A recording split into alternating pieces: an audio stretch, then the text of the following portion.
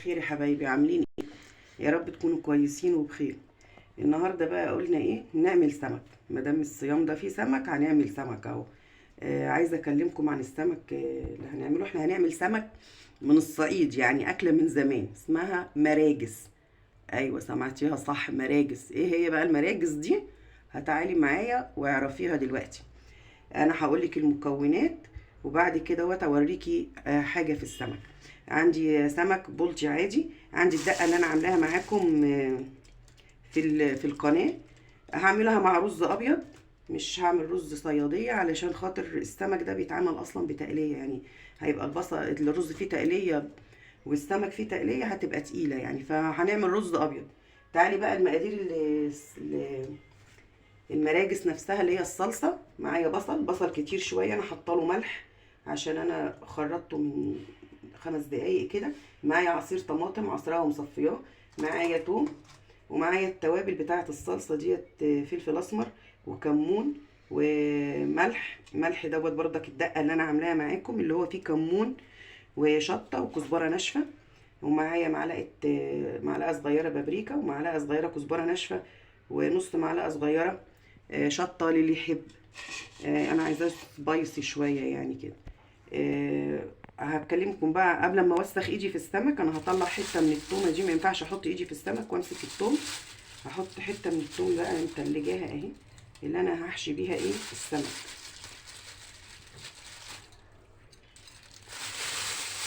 وهشيلها خالص بعيد عن ايدي بقى عشان ايدي ما تروحلهاش تاني.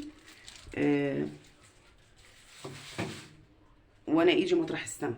كمان عايزه احط حبه ملح عشان احيق السمك الاول قبل ما احشيه.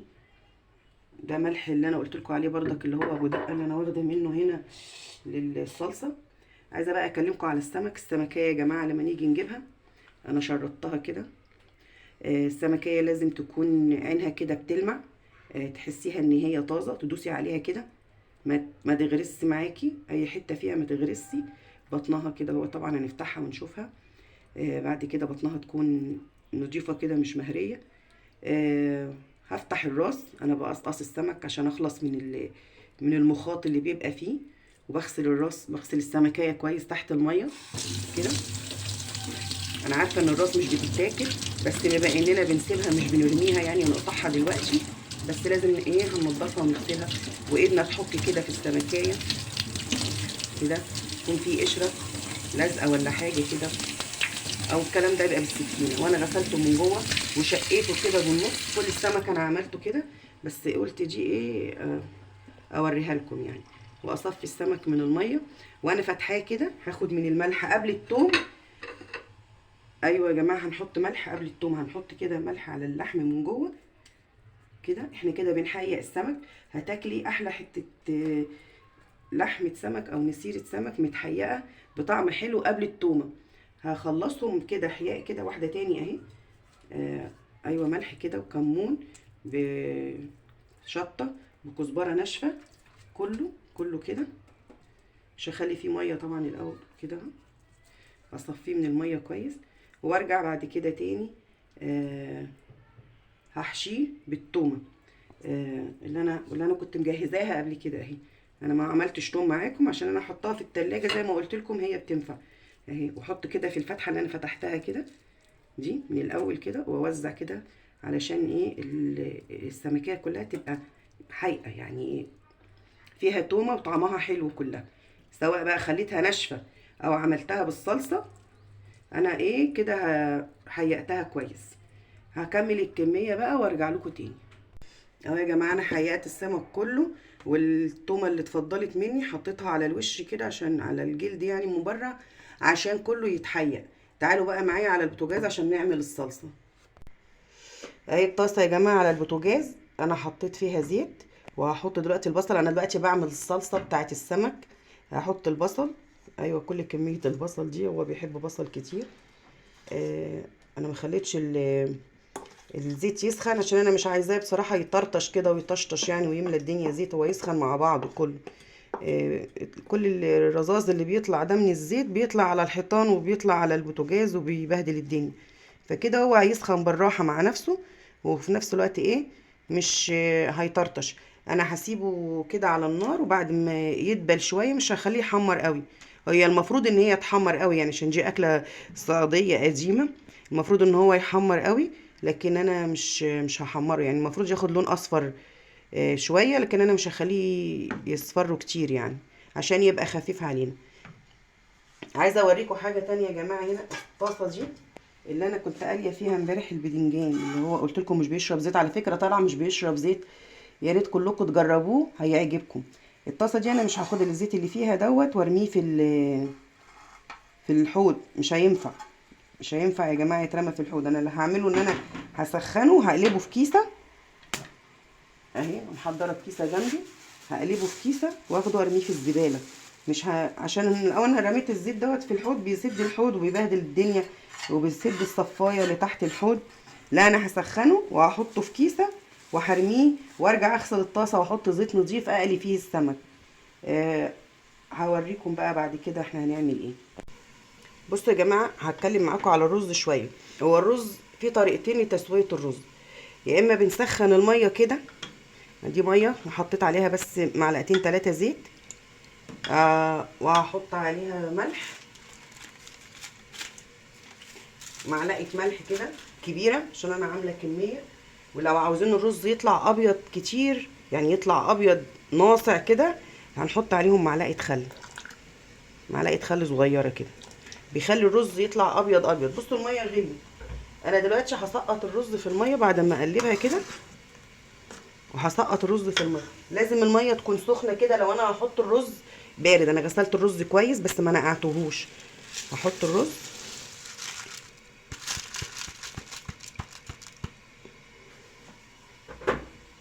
وهقلبه وهغطيه. ودلوقتي هكلمكم عن تسويه الرز والطريقه التانية اللي انا قلت لكم عليها بتاعه الرز.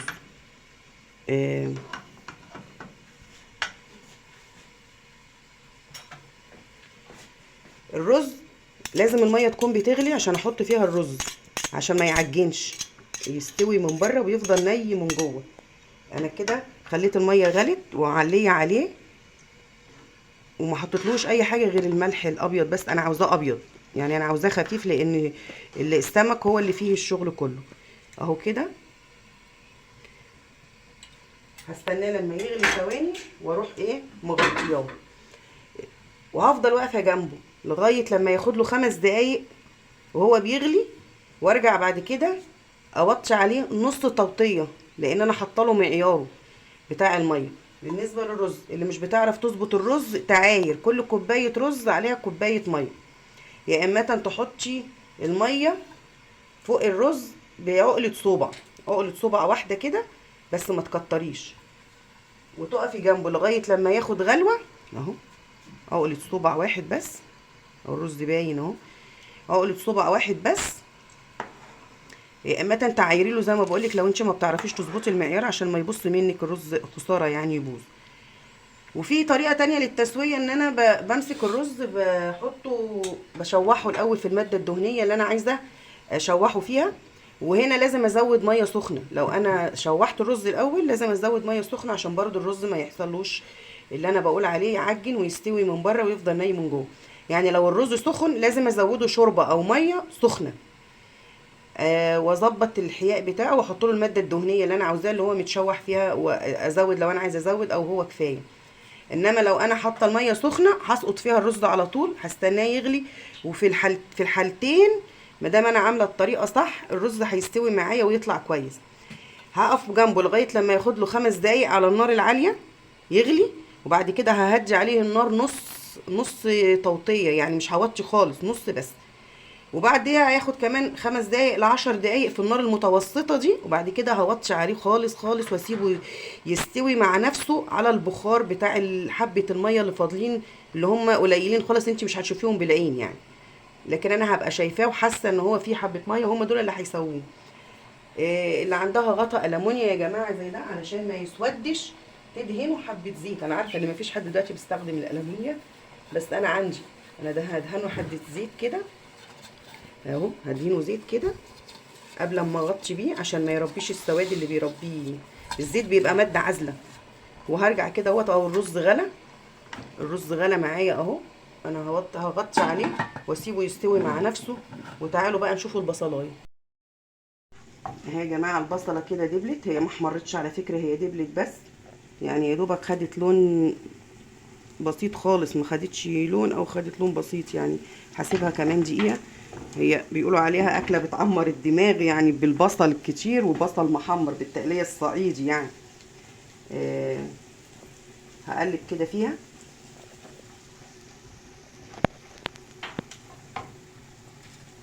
وهنزل بالثوم، خلي بالكم انا عايزه الثومه نيه، مش عايزه الثومه تحمر. هنزل الاول طيب بالتوابل عشان تاخد ريحه، وهخلي الثومه عشان انا عايزه الثومه نيه، مش عايزه الثومه تتشوح على النار. اهو نزلت بالتوابل، احرك فيها شويه اشم بس ريحه التوابل ان هي اتحمصت. هو انا محمصاها يعني قبل كده وطحناها على ايدي، بس اشم ريحتها يعني. هي نزلت طلعت ريحه على طول عشان هي متحمصه من قبل كده. نجربوا يا جماعه السمك بالطريقه دي، حاجه تعمر الدماغ يعني بصراحه. كده انا شميت الريحه كويس بتاعه البهارات. زي ما قلت لكم انا بجيبها حصى وبطحنها، بحمصها وبطحنها على ايدي كميه قليله يعني، تكفيني اسبوع مش اكتر من كده، عشان ريحتها ما تروحش. ريحتها خطيره هي على كده. هنزل بقى بالثومه.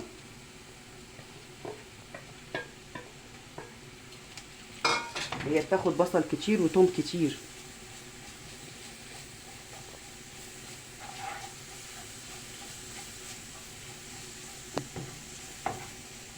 بس الصراحه حاجه من الاخر يعني.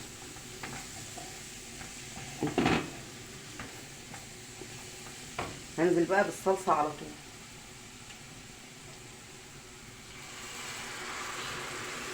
الطماطم دي انا مصفياها وعصراها، عصراها وصفيتها بالمصفى من القشر يعني.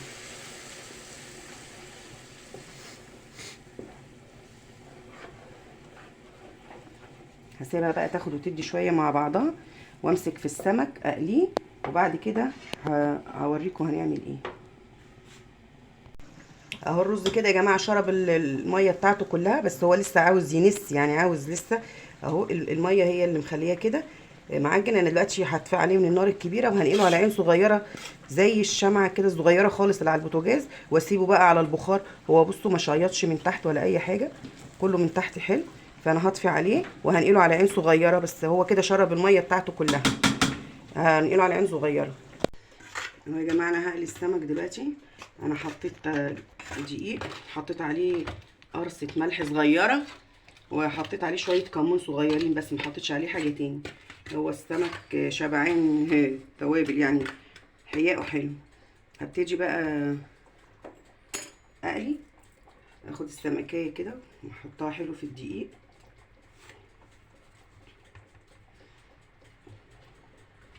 انا حاطه زيت في الطاسه، بس مش عايزاه يسخن قوي يعني عشان ما تاخدش لون من بره وتفضل. انا حطيت لها حبه دقيق عشان التومه اللي جواها ما تقعش. الدقيق ده بيمسك التومه جوه يعني، رشه بسيطه خالص. وبعد كده هنفضها. في ناس بتغطسها في الميه وهي بالدقيق كده، بس انا مش بغطسها كده في الميه واروح حطها في الزيت. تعالوا معايا على البوتاجاز.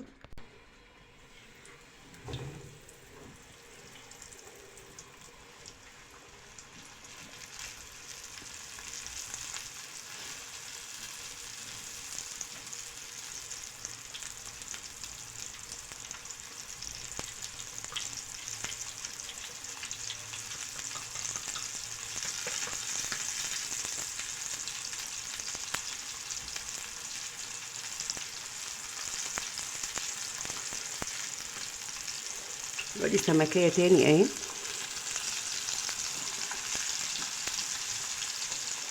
ادوس عليها كده عشان ما تفتحش، يطلع منها التوم. هقليهم واوريهم لكم. اهو السمك استوى كده يا جماعه. انا حبيت اوريكم بس هو مقلي بالدقيق من غير ميه برضك، لونه حلو وما موسخش الزيت. انا دلوقتي هسيبه ياخد سنه كمان، خليكم معايا كده.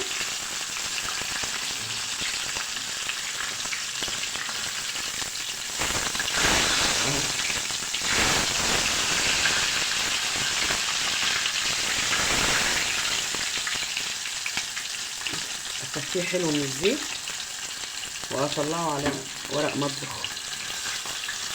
هحط بقى، هقلي كل الكميه وارجع لكم في الاخر.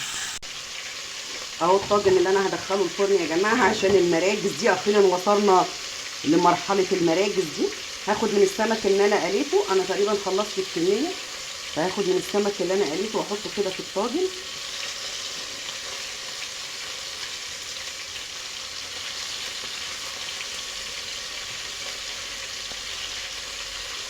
وهحط صلصه، وانا كنت عايزه احط صلصه الاول تحت عشان ثواني كده. انا دقت الحياء بتاع الصلصه ولقيتها حلوه، فيعني عزت الملح بتاعها، فانا هحط كده الصلصه كده من تحت وارجع احط السمك تاني.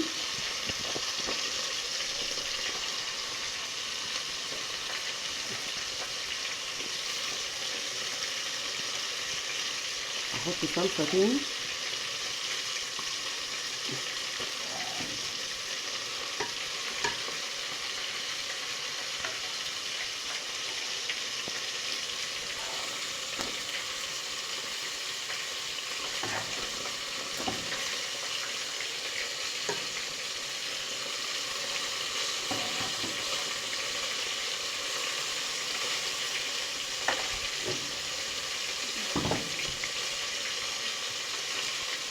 كده كله الطاجن عليه، يعني انا ممكن احط رشه زيت من فوق عشان انا ما حطيتش زيت كتير من الاول، او ما احطش لو انا مش عاوزه، يعني هي مش هتفرق يعني. نص معلقه صغيره كده بس، وهدخله الفرن وارجع لكم تاني.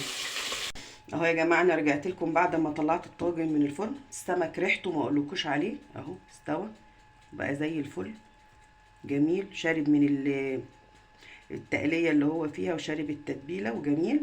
والسمك المقلي اهو خلاص، خليت من ده وخليت من ده، اللي عاوز من ده واللي عاوز من ده. وعملت قدمته بقى مع سلطه، وقدمت الرز الابيض اهوت استوى ومفلفل اهو، مفلفل اهو جميل. يا رب الفيديو يكون عجبكم. في حاجه عايزه اقول لكم عليها يا جماعه، الدقيق اللي احنا بنقلي فيه السمك ده ما ينفعش نحتفظ بيه بره التلاجة، او يعني نرميه، يا اما نحطه في كيسه ونحتفظ بيه في الفريزر. احنا هنعامله معامله السمك الني عشان نزل من الدم بتاع والميه بتاعه السمك عليه، يا اما تتخلصي منه وترميه، يا تحتفظي بيه في كيسه في الفريزر وتستعمليه تاني مع سمك تاني.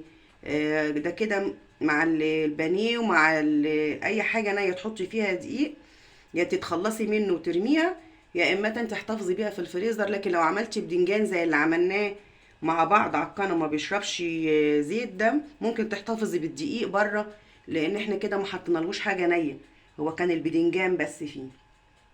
وفي الاخر يا رب الفيديو يكون عجبكم، اتمنى انكم تجربوا، وكل سنه وانتم طيبين. عشان الصيام دوت بقى فيه سمك، هنعمل وصفات سمك كتيره، يا رب تعجبكم. وفي الاخر ما تنسوش يا جماعه ان انتوا تشتركوا في القناه وتدوسوا على الجرس عشان يوصل لكم كل جديد، واعملوا له لايك، وابعتوا لي كومنت وقولوا له ايه رايكم في الاكل اللي بنعمله دوت، وانتوا بتستفادوا من الكلام اللي انا بقوله، والفيديو طويل عليكم ولا لا. اقصر فيه شويه، بس صدقوني انا بحاول على قد ما اقدر ان انا اقصر واوصل لكم كل المعلومات اللي انا عايزه اوصلها لكم. في الاخر يلا سلام، نلتقي بقى ان شاء الله في الفيديو القادم ان شاء الله.